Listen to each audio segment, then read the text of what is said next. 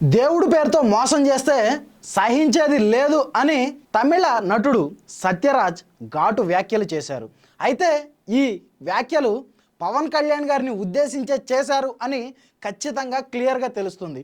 నేను ఈ మాట ఎందుకు అంటున్నానంటే, తమిళనాడు మదురైలో వీకేసీ పార్టీ ఆధ్వర్యంలో జరిగినటువంటి మురుగన్ మానాడు కార్యక్రమంలో ఆంధ్రప్రదేశ్ రాష్ట్ర ఉప ముఖ్యమంత్రి పవన్ కళ్యాణ్ గారు పాల్గొన్నారు.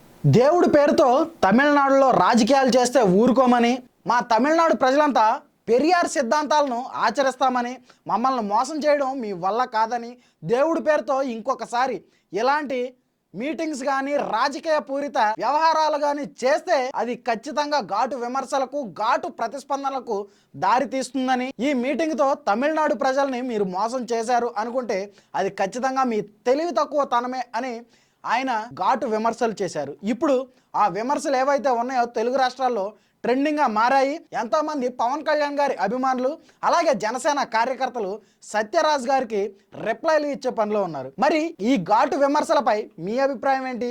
కామెంట్ రూపంలో తెలియజేయండి.